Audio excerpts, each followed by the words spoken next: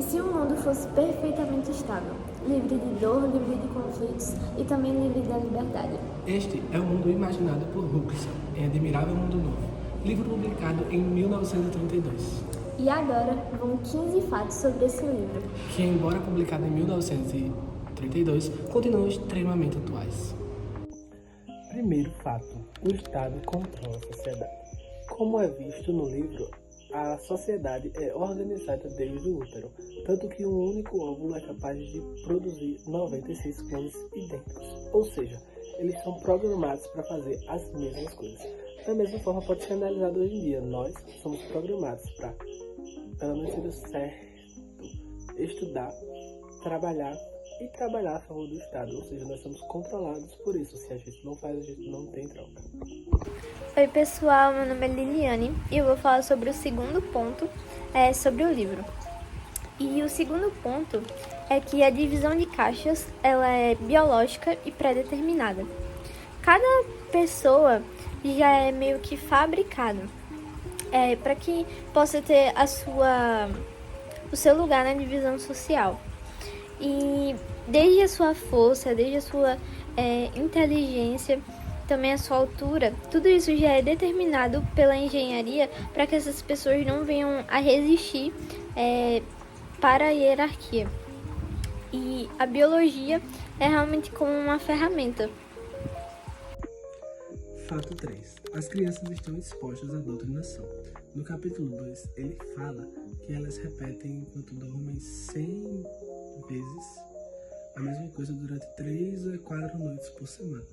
Isso pode se observar bastante na sociedade atual, onde a criança nasce em um lar, é doutrinada daquela forma e cresce daquela forma, muitas vezes nem falando sobre religião, mas trazendo para outro contexto. Por exemplo, se uma criança cresce em um lar onde o racismo é normalizado, a criança, se não tiver uma educação na escola e em outros ambientes, vai crescer vendo que aquilo é normal. Então isso é uma doutrinação que é imposta ao livro, deles repetirem isso, mas que na sociedade atual também está bastante presente essa.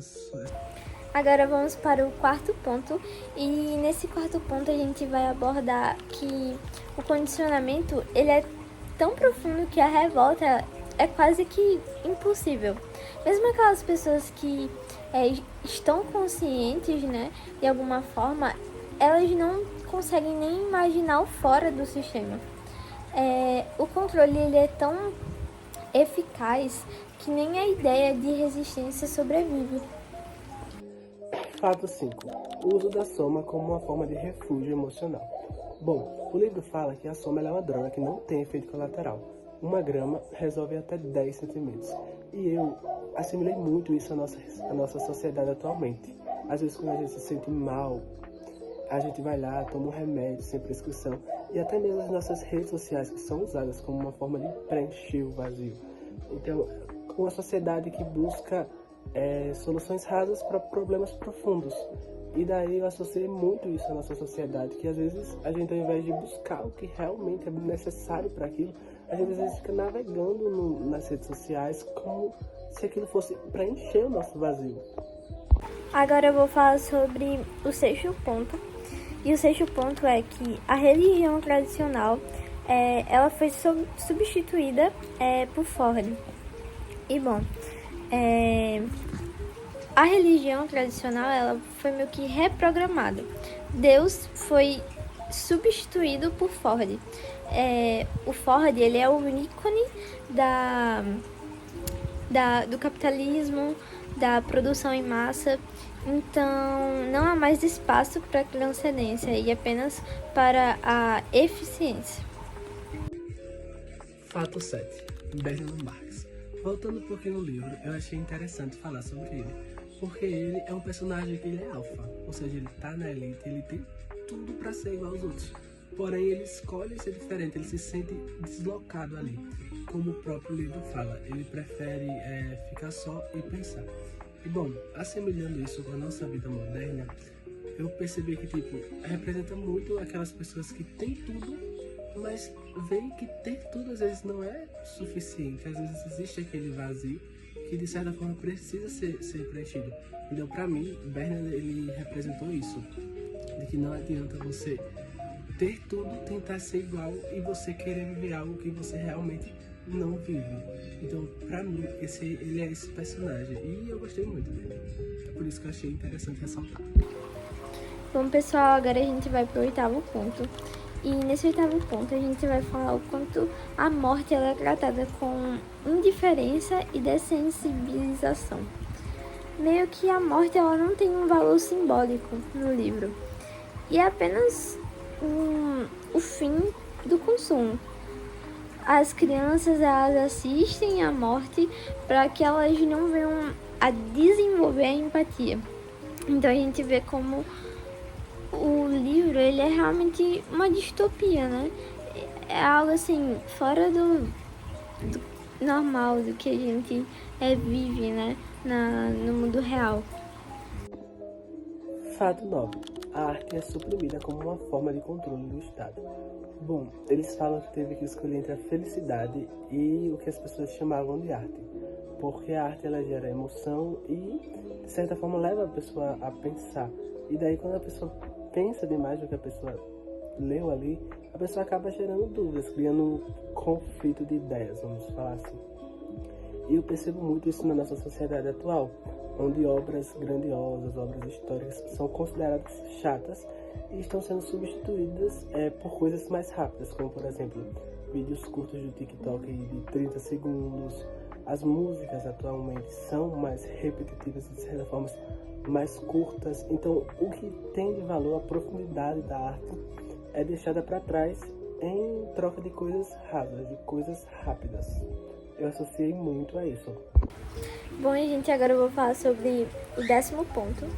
E o 10º ponto é: a reserva selvagem, ela representa o passado que o mundo quer esquecer. Meio que a existência da reserva é uma contradição proposital. Ela serve meio que como um contraponto necessário para manter o controle com o mundo ideal.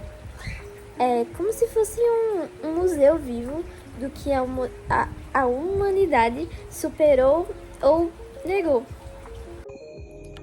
Fato 11. A história ela é abolida como uma forma de preservar a ordem no mundo. Bom, em Admirável Mundo Novo eles falam que a história é um lixo. E eu associei muito isso ao nosso contexto atual, principalmente com os nossos políticos extremistas que existem.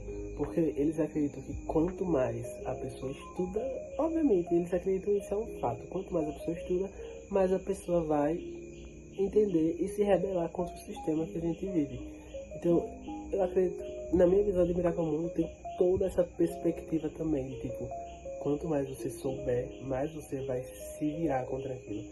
E é sobre isso, por exemplo, se você estudar o passado, você vai pensar muito sobre o seu presente. E isso vai fazer você se revoltar contra muitas coisas. E foi isso que eu trouxe de reflexão sobre essa parte da história ser abolida em Admirável Mundo Novo.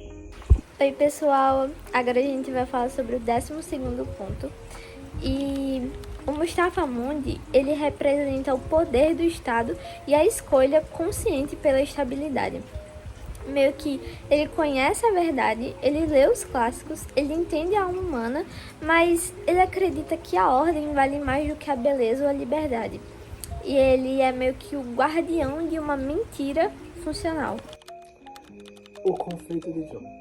Bom, John ele foi criado numa sociedade que ainda tinha sua liberdade. Ou seja, ele conhecia obras, ele conhecia o amor, ele conhecia o sofrimento da mesma forma. Daí, quando ele viu aquele mundo controlado, ele acabou se sentindo, como é que eu posso dizer? Resumindo, acabou se sentindo reprimido aquele mundo. E eu associei muito isso a as pessoas que se deslocam do interior para a cidade em busca de oportunidades. Eu particularmente cresci no interior. Então, quando eu me desloquei para um outro lugar, eu tive todo esse impacto de, por exemplo, ver que tudo era diferente. Bom, agora a gente vai falar um pouco sobre o 14º ponto, que é a ciência ela é subordinada à política. Meio que a ciência ela foi domesticada. Não é mais como uma ferramenta descoberta, é mais como uma manutenção de ordem. Ela só se avança quando não há risco para a estrutura. Fato 15 e último fato do nosso blog. O suicídio de John. Bom, John, ele foi um personagem que sentia tudo que aquele mundo queria eliminar. Ele sentia dor, ele tinha dúvida, ou seja, ele era diferente daquele mundo. E de certa forma ele teve o seu conflito para se encaixar. Ele é muito o espelho de uma pessoa que sente demais em um mundo que não quer sentir nada. E eu associei muito, né, do que ele cometeu suicídio. Eu associei muito, inclusive, a outro livro que eu já li, onde ele fala que as pessoas que, quando elas cometem suicídio, elas não querem se matar, elas querem se livrar da dor. Então eu vi muito isso no John. Ele queria se livrar daquilo por não se encaixar, por todo esse conflito. E é muito triste, porque isso é algo que está muito presente na nossa sociedade. As pessoas, por não se encaixarem, elas acabam cometendo suicídio por algo que elas não têm culpa. E isso reflete muito na nossa sociedade atualmente, infelizmente. Bom, eu espero que vocês tenham gostado do nosso vlog. É isso, e até a próxima vez que a professora mandar a gente fazer.